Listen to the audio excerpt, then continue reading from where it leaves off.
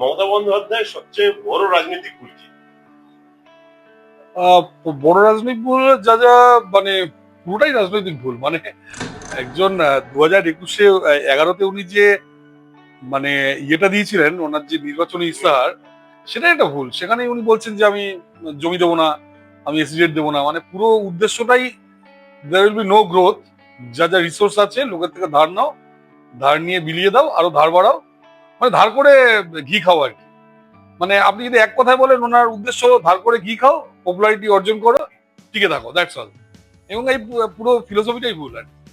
এবং রাজনৈতিক হ্যাঁ, এটা রাজনৈতিক ভুল। মানে এবং বাকিটা অত্যাচার করো, পুরোটাই ভুল। শুভেন্দু অধিকারী সবচেয়ে বড় শক্তি। আপনি যদি বলেন যে বিরোধী নেতা হিসাবে, তাহলে মানে কন্টিনিউয়াসলি উনি লড়াই করেছেন প্রতিদিন, এখানে ওখানে, প্রতিটি গ্রামে, ছোট ছোট ইয়েতে গেছেন, মানে প্রচন্ড পরিশ্রম করার ক্ষমতা। আপনি যদি বলেন মুখ্যমন্ত্রী হিসাবে, তাহলে ডিসিশন নেওয়ার ক্ষমতা, ভীষণ ফাস্ট ডিসিশন মেকার। উনি যখন মন্ত্রী ছিলেন এর আগে 10 বছর, তখনও খুব তাড়াতাড়ি উনি সিদ্ধান্ত জানাতে পারতেন যে কোনো ক্রিটিক্যাল প্রবলেমের। তো ওনার মুখ্যমন্ত্রী হিসাবে যদি বলেন, ডিসিশন মেকার। পরিবর্তন না স্থিতিশীলতা? পরিবর্তন তো দরকার ছিল, এবং বেঙ্গলে পরিবর্তনটা হতো না। দেখুন, কর্ণাটকে 30 বছরে বোধহয় 30টা সরকার এসেছে, তারা উন্নতি করেছে। আমাদের গত 30 বছরে তিনজন মাত্র, বা 50 বছরে তিনজন চিফ মিনিস্টার ছিল, আমরা উন্নতি করিনি। ফলে বিশেষ করে যারা নাকি একেবারে আমাদের যেমন গত একবারে ইয়ে অর্গানাইজেশন, আপনি যদি বলেন পরিবর্তন দরকার, পরিবর্তন দরকার। অভিষেক ব্যানার্জি আর জাহাঙ্গীর। আমি বলবো যে মানে এরা দুজনেই পুতুল, আসল ভিলেন মমতা ব্যানার্জি। দুজনেই পুতুল, এদের দুজনেই মমতা ব্যানার্জির হাতে তৈরি।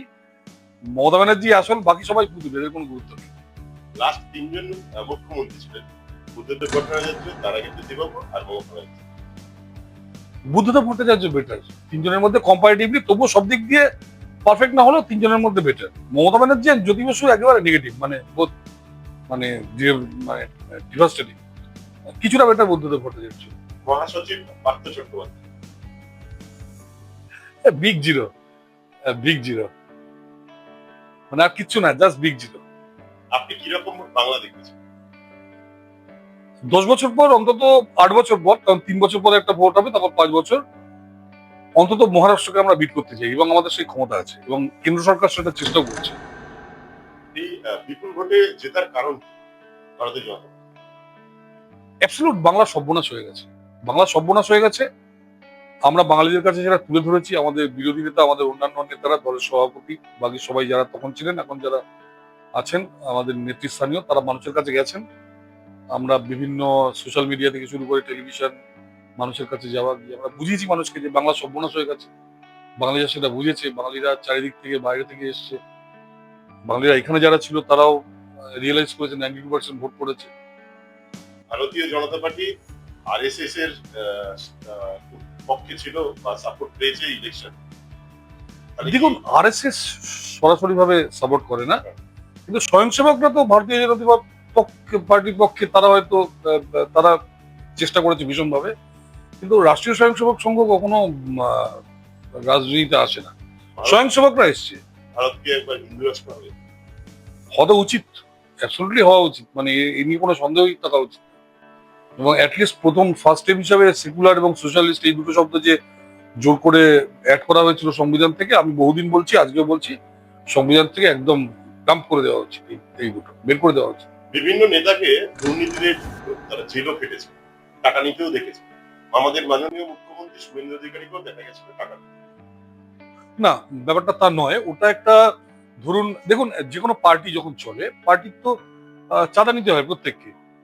তো একটা লোক এসছে চাঁদা নিতে, বহু লোক আজকেও যে কোনো সময় দেখবেন পার্টির তো চাঁদা নিতেই হয়, পার্টির চাঁদা নিতেই হয়। তো পার্টির চাঁদা হিসাবে নিতে এসছে, তারা টাকা নিয়েছে, it is not a bribe, প্রত্যেকটা কেসে। এবং সেটা তো পরে আমরা জানতে পারলাম, অভিষেক ব্যানার্জি সবাইকে ফাঁসানোর জন্য ক্যামেরা ট্যামেরা দিয়ে পাঠিয়েছে এটসেট্রা, অভিষেক ব্যানার্জি এই কাজটা করেছিল। আর পার্টির চাঁদা নিয়ে, তো ধরুন আমরা এই যে ভোটের আগে এতগুলো প্রচার করলাম, মাইক যাচ্ছে, এই যাচ্ছে, টাকাটা কোথা থেকে আসবে? বিভিন্ন লোক চাঁদা দেয়। আর চাঁদা না দেওয়ার দ্বিতীয় রাস্তা কি, রাস্তায় বিল নিয়ে যেমন এরা দাঁড়িয়ে তোলা তোলে, তোলার টাকা থেকে তো ইন্ডাস্ট্রিয়ালিস্টদের থেকে চাঁদা নেওয়াটা ঠিক। এবং আমরা আরো বেটার একটা সিস্টেম বানিয়েছিলাম, যেটা হলো ওই পলিটিক্যাল বন্ড। যেটা নাকি মানে খুব দুর্ভাগ্যজনক ভাবে মানে সুপ্রিম কোর্টের প্রধান বিচারপতি চন্দ্রচূড় করে দিলেন। ওটা সবচেয়ে ভালো সিস্টেম ছিল, এতে বিরোধীরাও সেফ থাকতো, সরকারও সেফ থাকতো। কিন্তু আনফর্চুনেটলি এটা করলো না, যার ফলে আবার সেই ক্যাশ সিস্টেম চলে এলো। কোথাও না কোথাও থেকে তো একটা রাজনৈতিক দলকে তো টাকা নিতে হবে, তারা তো চাকরি করে না বা ব্যবসা করে না। আপনারা দেখছেন ট্রাভেল পডকাস্ট, জীবনের গল্প যা আপনাদের ভাবাবে। আমরা এতক্ষণ যে ছোট ছোট প্রশ্নগুলো করছিলাম এবং পাচ্ছিলাম, কারণ আপনাদের মনে এই প্রশ্নগুলো আসে যার উত্তর আপনারা পান না। আজকে সুদীপ্ত বাবুর সঙ্গে সেই প্রশ্নগুলো রেখেছিলাম এবং সুন্দরভাবে খুব ছোটভাবে উত্তরগুলো দিয়েছেন। এরপরে আমরা আসছি নতুন আরেকটি অধ্যায়, যেখানে আরো কিছু প্রশ্ন যেগুলোকে মানুষকে ভাবাচ্ছে। রাজনীতি, অর্থনীতি আর প্রযুক্তির এক বিরল মেলবন্ধন।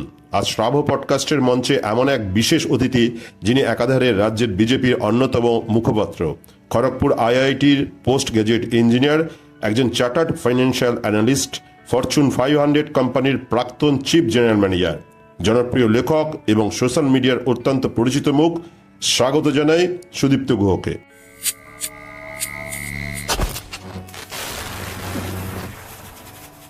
2026-এর নির্বাচন দুটো দফায় হয়েছে এবং সেখানে বিপুল ভাবে মানুষ যোগ দিয়েছিল এবং ভোট দিয়েছিল, 92% বেশি ভোট দিয়েছিল।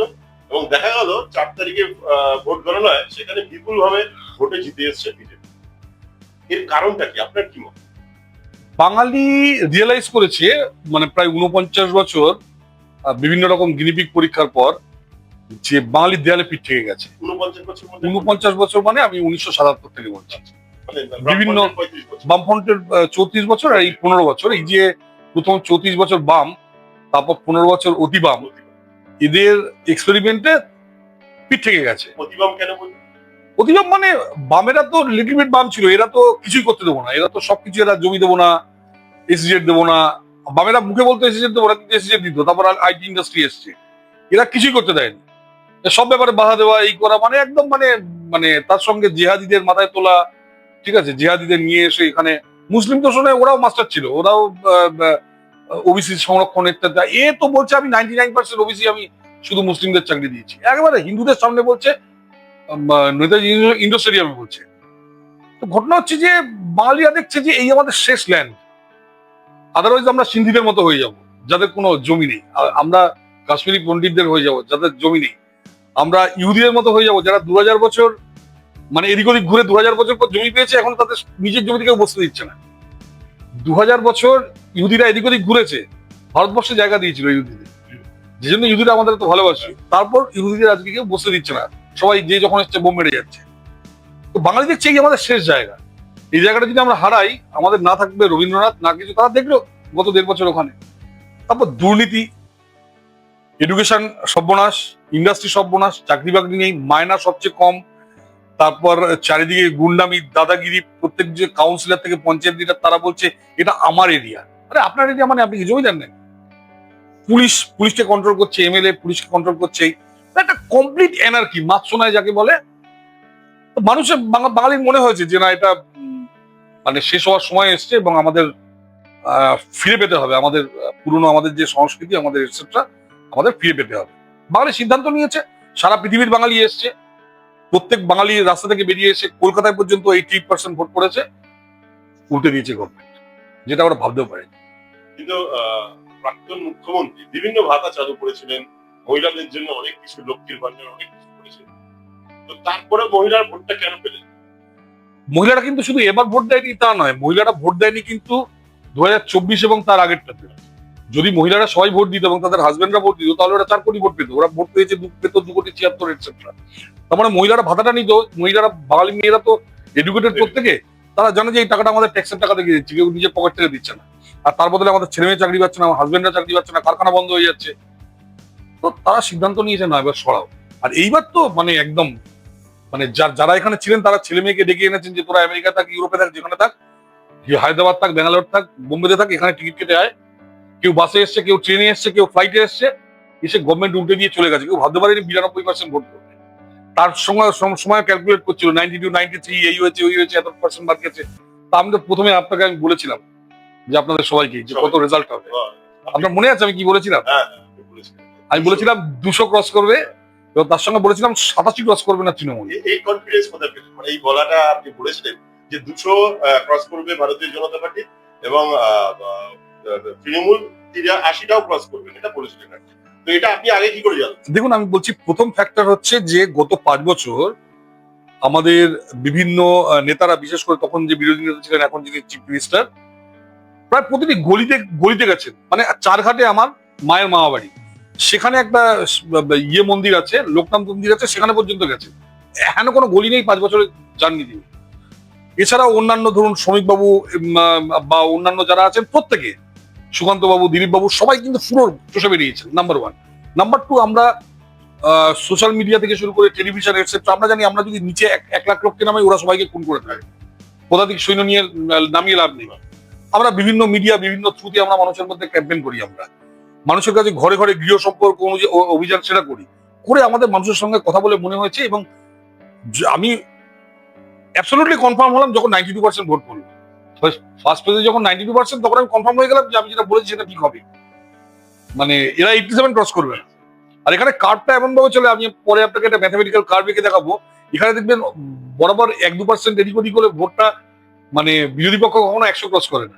এই যে বলেছিলেন তখন তো অনেক হেসেছিল, অনেকে হেসেছিল, অনেকে আপনার বিরূপ মন্তব্য করেছিল। এবং আমি একবার দেখেছিলাম আপনি কোনো একটা চ্যানেলে ইন্টারভিউ দিচ্ছেন, সেখানে সেই সময় শাসক দলের কিছু দুর্বৃত্ত আপনাকে ফিজিক্যালি হ্যাসাল করছে। জিগাই না, চেঁচামেচি করার চেষ্টা করেছিল, দিয়েছি চেঁচামেচি করে, আমি থামিয়ে দিয়েছি তাদের। ফিজিক্যালি অত সাহস হয়নি। এই মনের জোরটা কিভাবে পেলেন? দেখুন, আমি তো গত 5 বছর ধরে, আপনি যদি আমার ফেসবুক প্রোফাইল চেক করেন, 2রা মে যেদিন থেকে ওরা মারধর শুরু করেছে, সেদিন সন্ধ্যেতে আমি খবর পাইনি। আমি সেদিন সন্ধ্যে এদিক ওদিক গেছিলাম, আমার মোবাইল করা, পরের দিন থেকে আমি প্রতিবাদ শুরু করেছি। এবং আমি কিন্তু একটুও থেমে যাইনি। আজকে যেমন ধরুন, আজকে দেখছেন তৃণমূলের সব নেতারা ঘরে ঢুকে গেছে, এমনকি জাহাঙ্গীরের জন্য প্রচার করতে গেল না ওদের বড় বড় নেতারা। আমরা কিন্তু পরের দিন প্রচার করেছি। আমাদের নেতারা কিন্তু পরের দিন থেকে সবার বাড়ি গেছে, যে লেখা সম্ভব সে লিখেছে। এক্সপোজ হওয়া, তো এগুলো তো এক্সপোজ হওয়া, লেখাপত্র করা, টেলিভিশনে যাওয়া, আমরা এক্সপোজ হয়েছি। এবং সেই দিন থেকে আমরা কিন্তু এই লড়াইটা আমরা শুরু করেছি। তো ভয় থাকলে হতো না, আমাদের মনে হয়েছে যে আমরা এগিয়ে এসে আমরা সবাই। অভিষেক ব্যানার্জি ফলতা গিয়ে বলেছিলেন যে এখানে শ্মশান হবে, আর জাহাঙ্গীর যে দাঁড়িয়েছিল তাকে বলেছিলেন যে তুমি 1 লাখের বেশি ভোট জিতে আমাকে উপহার দেবে। এবং এই কথাও উনি বলেছিলেন যে 4 তারিখের পরে দিল্লির যে নেতা দাদারা আছে তাদের যে কোনো কান্তে লুকিয়ে থাকবে, পশ্চিমবঙ্গের বুকে টেনে নিয়ে আসবেন, উল্টে ছুড়িয়ে রাখবেন। এই যে কথাগুলো বলার পর দেখা গেল ভোটে দাঁড়ালেন না জাহাঙ্গীর, এবং অভিষেক ব্যানার্জি একদম নীরব, মৌনব্রত রয়েছে। এ ব্যাপারে আপনি কি বলবেন? দেখুন, আমি প্রথম কথা হচ্ছে, জাহাঙ্গীরের জন্য তো অভিষেক ব্যানার্জি বা মমতা ব্যানার্জি ছিল প্রচার করা। মমতা ব্যানার্জি ভয় পেয়ে গেলেন। যেই মমতা ব্যানার্জি একসময় সবার সব প্রতিবাদ করতেন, এই করতেন, তিনি ভয় পেয়ে গেলেন। মমতা ব্যানার্জি একবার ফলতায় যেতে পারলেন না। আমার প্রশ্ন এখানেই, অভিষেক ব্যানার্জি তো একটা কাওয়ার্ড, একটা অ্যাবসলিউটলি পার্টি ক্ষমতায় আসার পর সে, তাকে হেলিকপ্টার থেকে নামিয়ে তাকে নেতা করা হয়েছে। সে একটা অ্যাবসলিউটলি মানে ডাম্প, বিগ জিরো, মানে একটা অত্যন্ত অ্যারোগেন্ট টাইপের, মানে বহু অন্যায় করেছে। ও কিন্তু জেলে যেতে হবে, ও জেল থেকে বেরোতে পারবে না, এত অন্যায় করেছে।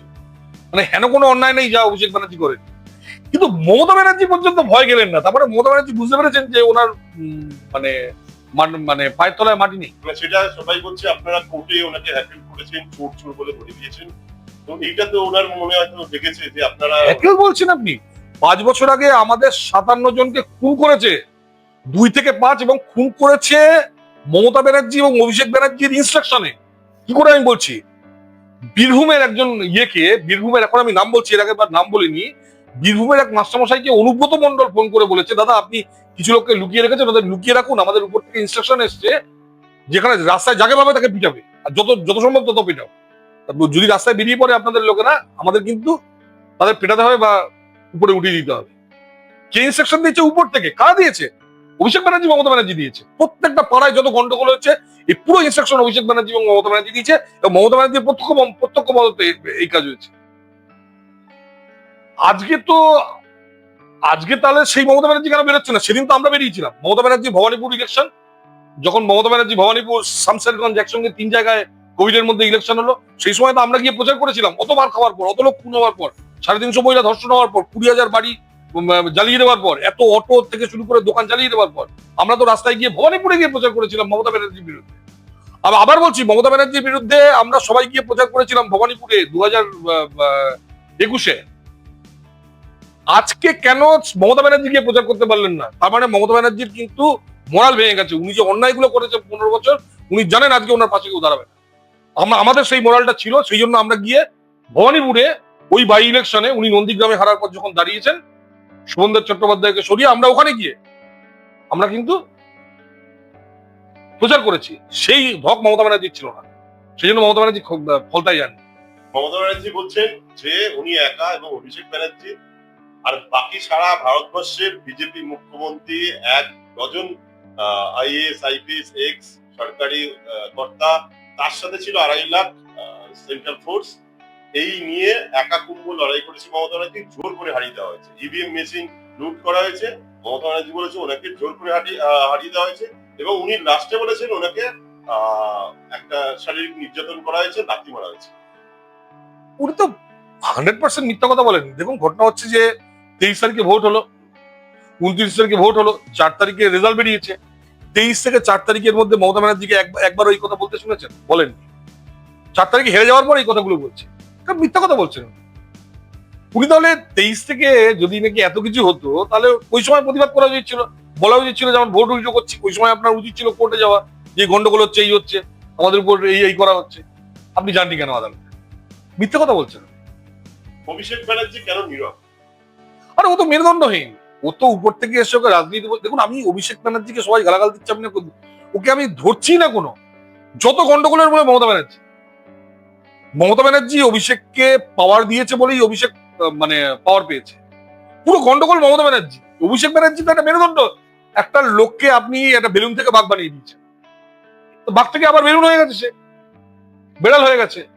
এ তো অভিষেক ব্যানার্জি এমনি বিগ জিরো, ও তো চুপ হবেই। ও তো যে লোকটা ক্ষমতায় থাকাকালীন 2,500 পুলিশ নিয়ে ঘুরে বেড়ায়, বাড়ির সামনে পুলিশের গার্ড রেখে দেয়, সেই লোকটা কি করে আপনি আশা করেন যে সে কথা বলবে? তার মেরুদণ্ড নেই। তার ফেসবুকে দাঁড়িয়ে বলছে যে আপনারা সবাই আসুন, আমরা রাস্তায় নামি। আরে রাস্তায় ফলতায় যাসনি কেন? তুই ফলতায় যাননি কেন?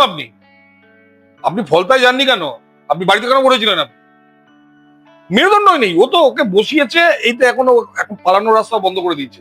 আর শুনলাম কোর্ট থেকে নাকি বলেছে বিদেশ যাওয়া যাবে না। কিন্তু তৃণমূলকে কর্পোরেট কালচারে নিয়েছিল অভিষেক ব্যানার্জি আইপ্যাক, যে আইপ্যাক পুরো চেঞ্জ করে দিয়েছিল। সেই বছরই বিজেপির জেতা উচিত ছিল, কিন্তু আইপ্যাকের যে পলিসি সেটা জিতে দিয়েছিল। দেখুন, সেই সময় কেন বলেনি? আমি আমি আমি বলছি ব্যাপারটা, আইপ্যাককে যখন এনেছিল তখন আমাদের পার্টিও নতুন।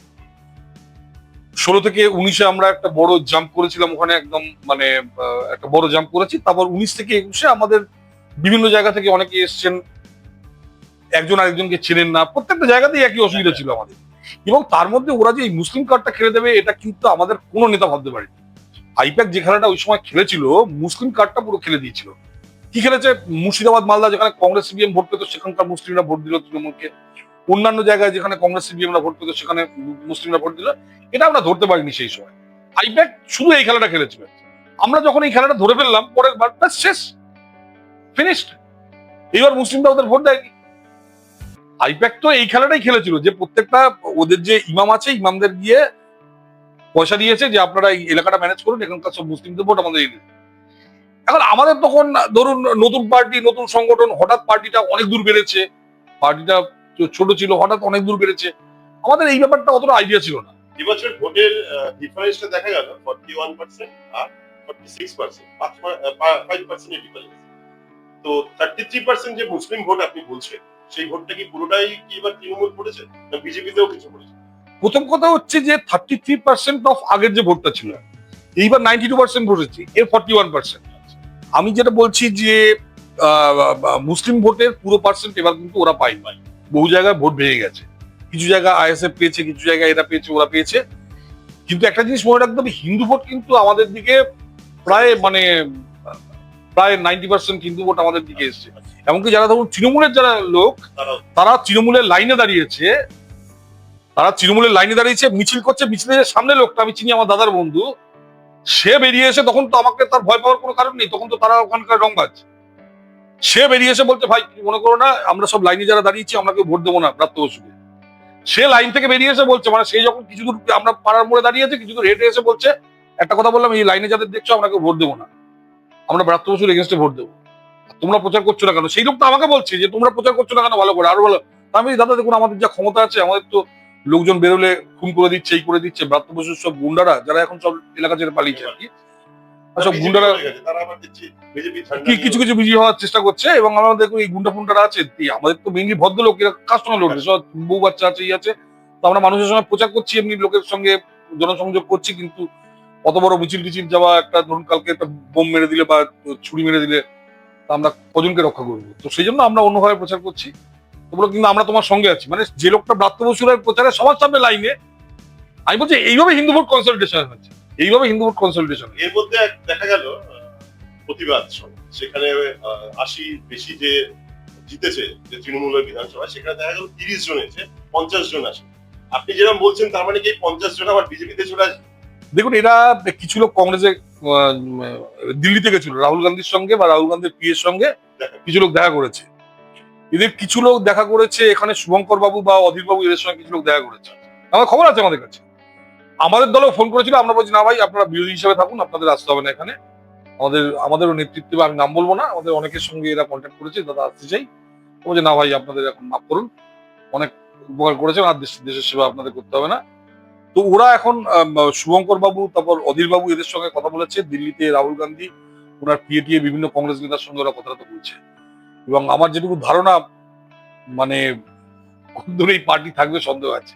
এই যে আপনি বলছেন, আমরা কয়েকবার দেখছি কিছু পৌরসভা আছে যারা পদত্যাগ করছে, যেমন আছে চন্দননগর কর্পোরেশন, এটা পুরোনো দিনে, সেখানে 2টো টার্ম তৃণমূল জিতেছিল, কিন্তু তারা তার যে মুন্না আগরওয়াল আছে, সে পদত্যাগ করলেন, কারণ ইন্দ্রনীল সেন বলেছে বলে। তো এই যে পদত্যাগ করছে, এটা কারণটা কি? ভয়ে নাকি দেখুন, আমরা তো দেখুন কাউকে গায়ে হাত দিই, গায়ে হাত দেয়? গায়ে হাত দিনই, উল্টে এই বৈষ্ণবপাড়া পাটুলির মোড়ে 2টো পার্টি অফিস আছে তৃণমূলের, আমরা গিয়ে খুলে দিয়েছি। নিজেরা প্রথমে চলে গেছিল। গতকাল আমি গিয়ে ওখানে গিয়ে দাঁড়ালাম, গিয়ে ওদের সঙ্গে আড্ডা মারলাম যে ভাই তোমরা, আর এমনি লোকগুলো ভালো, আমি বলছি ওরা তৃণমূল করেছিল, কিন্তু ওরা কোনোদিন কারোর উপর অত্যাচার করেনি, একদম তৃণমূল। পাটুলির মোড়ে যে 2টো পার্টি অফিস আছে, দাদা আপনারা গিয়ে আমি ওখানে আড্ডা মেরে এলাম ওদের সঙ্গে, যে ওরা তো কারোর সঙ্গে খারাপ ব্যবহার করেনি, আমরা কেন খারাপ ব্যবহার করবো? তা আমরা এটা করছি না। কিন্তু ধরুন যে লোকগুলো থেকে তোলা তুলেছে, তারা তো এবার বলবে যে ভাই টাকাটা ফেরত দিন। যাদের থেকে টাকা নিয়ে স্কুলের চাকরি দিয়েছে, তারা বলে দাদা টাকাটা ফেরত দিন। যাদের থেকে টাকা পয়সা নিয়েছে বাড়ি করার জন্য, তারা বলে দাদা 50,000 টাকাটা কেন দিয়েছিলাম, ফেরত দিন। ওরা এখন ওই রেজিগনেশন দিয়ে পালিয়ে যাওয়ার চেষ্টা করছে অন্য রাজ্যে। এই দমদমের একজন ব্রাত্য বসুর ডান হাত, ব্রাত্য বসুর পুরো কালো টাকাটা যে লোকটা ঘোরাতো, একজন ব্যানার্জি, ব্রাত্য বসুর ডান হাত কাউন্সিলর ছিল, এখন রেজিগনেশন দিয়েছে, রাস্তায় দেখি লাফালাফি করছে 60-65 বছর বয়সে। তো এবং শুধু তাই না, ব্রাত্য বসুকে মহিলা সাপ্লাই করতো সে। আমি একদম কোট অ্যান্ড কোট বলছি, মানে সেই লোকটা করতো ব্রাত্য বসুকে, এবং সেটা দমদমের সবাই জানে, সেটা দমদমের সবাই জানে ব্রাত্য বসুকে। মানে আমি আপনাদের বলছি, আপনাদের চ্যানেলের কোনো দায় নেই, এই দায়িত্ব সম্পূর্ণ আমার। প্রমাণ দেওয়ার হলে আমি প্রমাণ দেবো, ঠিক আছে? প্রাক্তন শিক্ষামন্ত্রী ব্রাত্য বসুকে মহিলা সাপ্লাই করতো, এবং তার কালো টাকাটা ওখানে ইয়ে করতো। চেন্নাইতে রিয়েল এস্টেটে সে ইনভেস্ট করেছে। আবার আমি বলছি, চেন্নাইতে একটা বড় রিয়েল এস্টেটে সে গিয়ে টাকাটা ইনভেস্ট করেছে। এখন এরা তো চানবে রেজিগনেশন দিয়ে পালিয়ে যাওয়ার, চেন্নাইতে গিয়ে থাকবে বাকি জীবনটা। আমি আবার বলছি, এরা যে কত নিচ টাইপের হিউম্যান বিং আপনারা কল্পনাই করতে পারবেন না, বুদ্ধিজীবী বাইরে থেকে। ব্রাত্য বসুর কোনো নাটক আপনি দেখেছেন? আপনি যে ক্যামেরা নিয়ে বসে আছেন, ব্রাত্য বসুর নাটক কেউ দেখেনি, অথচ ব্রাত্য বসুর নাকি সব সিনেমা, নাকি সব নাটক নাকি 100% টিকিট বিক্রি হয়েছে। আসলে কালো টাকাটাকে সাদা করা হতো, আর করতো ওই লোকটি ব্যানার্জি। এবং আমি নাম করে বলছি, যদি কালকে ইয়ে হয়, আদালত হয়, আমি আদালতে প্রমাণ সহ আমি আদালতে যাবো। ব্রাত্য বসুর এমনি কপালে অনেক দুঃখ আছে। পার্থভৌমিক, উনিও নাট্যকার। পার্থভৌমিক নাট্যকার, আর মানে আরশোলাও পাখি। আমি তো পার্থভৌমিককে আমি জানতাম, পার্থভৌমিক গুন্ডা বলে আমি জানতাম। পার্থভৌমিক 2021-এ এই রিসেন্টলি আমি একটা ওটিটি হয়েছে, ওখানে দেখলাম একটা গুন্ডা ফুন্ডার রোল করেছে, একটা কি একটা করেছে। পার্থভৌমিককে আমি জানতাম একটা নামকরা গুন্ডা, এবং পার্থভৌমিকের ডান হাত ছিল সনৎ নামে একটা গুন্ডা। সনতের 500 কোটি টাকা, সনতের 500 কোটি টাকা দুবাইতে খাটছে, সনতের 500 কোটি টাকা। এবং এই পার্থভৌমিক আর সনৎ একসঙ্গে কাজ করে। সনৎ ছিল ওখানকার নামকরা মাফিয়া। সনৎ ছিল এই অভিষেক ব্যানার্জির, যেমন এখানে দেবরাজ, যেমন সনৎ ওখানকার ওই নর্থ 24 পরগনার ওই মাছের যে ভেরিটেরি, ওখান থেকে টাকা পয়সা তুলে দিত, তারপর লোকের বাড়ি টাড়ি ভেঙে সনদ বহু লোকের, সনদ এখন এমএলএ ইয়ের আপনার নৈহাটির এমএলএ, বহু লোকের বাড়ি জোর করে দখল করেছে সনদ। এই জন্য কি ব্যারাকপুরের যিনি প্রাক্তন সাংসদ ছিলেন তৃণমূলে পদত্যাগ করেছেন, গোলামী রাজনীতিতে থাকবে না?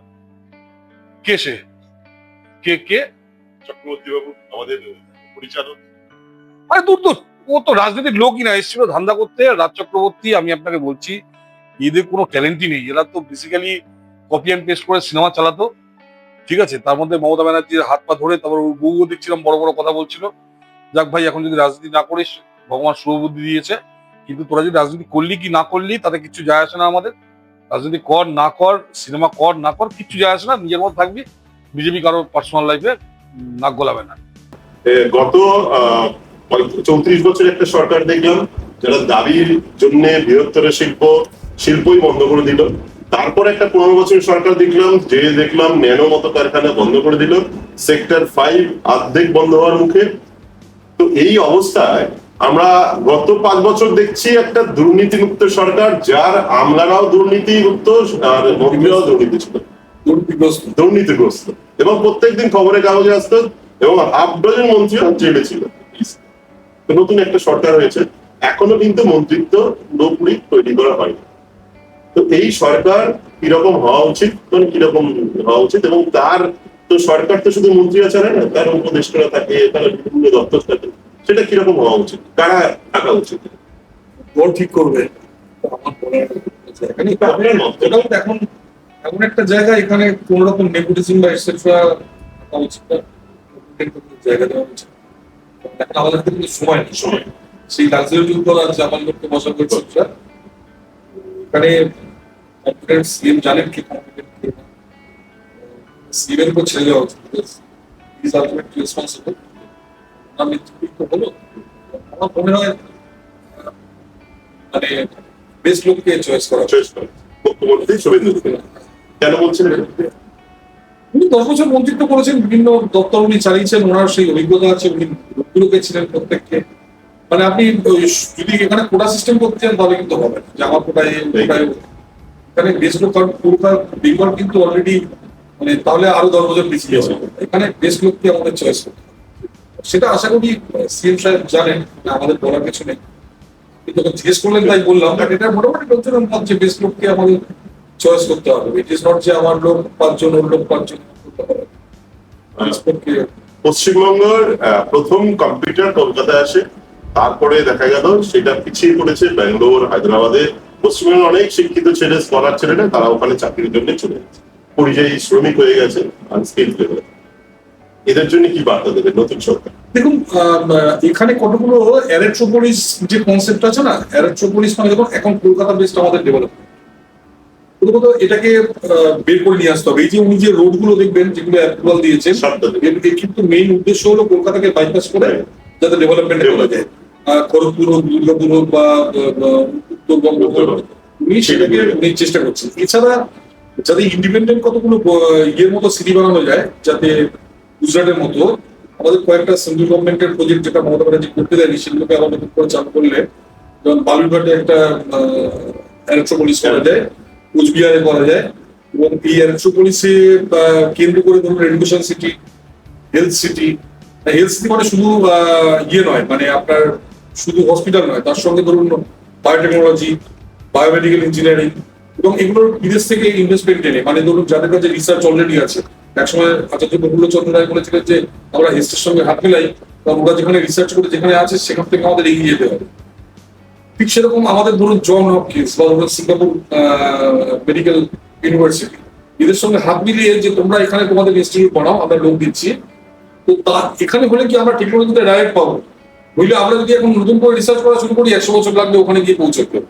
তো এই ধরনের ইনস্টিটিউটকে এনে এবং সেখান থেকে তাদের অ্যাপ্লাইড ইন্ডাস্ট্রি তৈরি করা, কোচবিহার আলিপুরদুয়ার একটা জোন, শিলিগুড়ি ইয়ে একটা জোন, শিলিগুড়ি জলপাইগুড়ি বা এদিকে রায়গঞ্জ বালুরঘাট একটা জোন, আর নিচে আপনার বন্ডাল টু কলাইকুণ্ডা, দুটো এয়ারপোর্ট পাশাপাশি, কলাইকুণ্ডাটাকে আপডেট করতে হবে, এটা একটা জোন। সবচেয়ে যেটা মানে আমি এটা বলবো, মানে সরকার ভেবে দেখতে পারে শ্যামপুর। পরের দিন ইন্টারভিউতে বলবো, এটা শ্যামপুরের মধ্যে 100% পোটেনশিয়াল আছে সিঙ্গাপুরেও, আচ্ছা, 200% পোটেনশিয়াল আছে। তো সেটাকে ভাবা যেতে পারে, এবং আমি বলছি মানে স্কাই ইজ দ্য লিমিট। আগামী দিনে সারা পৃথিবীর মানে অর্থনীতিটা শ্যাম্পু চেঞ্জ করে দিতে পারে। যে শ্যাম্পুরের নাম পশ্চিমবঙ্গের বোধ হয় 99% লোক জানে। জানেন আপনি শ্যাম্পুরের ম্যাপটা দেখবেন, একদিকে রূপনারায়ণ আর একদিকে গঙ্গা, নিচে হলদিয়া, তার নিচে নয়াচর, তার নিচে সাগর। আমি বলছি মানে সিঙ্গাপুরকে পথে বসিয়ে দিতে পারে শ্যাম্পুর। তাহলে মাননীয় মুখ্যমন্ত্রী এটা নিশ্চয়ই জানেন আমাদের এখন। আচ্ছা, উনি জানেন এই ব্যাপারটা, জানেন। তো আমরা পরবর্তী যে আলোচনা করা উচিত, পরবর্তীকালে আমরা আরো আলোচনা করব, এবং আমরা আশা করব যে মাননীয় মুখ্যমন্ত্রীকে আপনি আরো বিস্তারিত জানাবেন মানুষ যখন সুযোগ পাবো এই বিষয় নিয়ে। নমস্কার, আপনারা দেখছিলেন ট্রাভেল পডকাস্ট, জীবনের গল্প যা আপনাকে ভাবাবে। আমরা ভারতীয় জনতা পার্টির মুখপাত্র সুদীপ্ত গুহ সাহেব, যিনি একাধারে রাজনৈতিক বিশ্লেষক, তাছাড়াও আর একটা পরিচয় আছে প্রযুক্তিবিদ। বহু বছর বাইরে বিভিন্ন কোম্পানির কর্পোরেট এক্সিকিউটিভ বলুন বা এমডি লেভেলে কাজ করেছেন, আপনি চিফ জেনারেল ম্যানেজার ছিলেন এবং ফরচুন কোম্পানিতে, এবং যিনি একাধারে শুধু রাজনৈতিক বিশ্লেষক না, প্রযুক্তিবিদ। এবং এই কথাগুলো শুনছিলাম, যেগুলো আমাদের মনের কথা, যেগুলো উত্তর পাই না, খুব সুন্দরভাবে আমরা পাচ্ছিলাম উত্তরগুলো। তো আজকে এই আলোচনা সবাই এখানে শেষ করতে হলো, কারণ সময় খুব কম। আবার দেখা হবে এরকমই আরেকটি আলোচনার সময় সুদীপ্ত বাবুর সাথে। নমস্কার, আমাদের এই পডকাস্ট আসার জন্য অসংখ্য ধন্যবাদ। দেখতে থাকুন ট্রাভেল পডকাস্ট, আর আপনাদের বক্তব্য যদি কোনো কমেন্ট থাকে অবশ্যই কমেন্ট বক্সে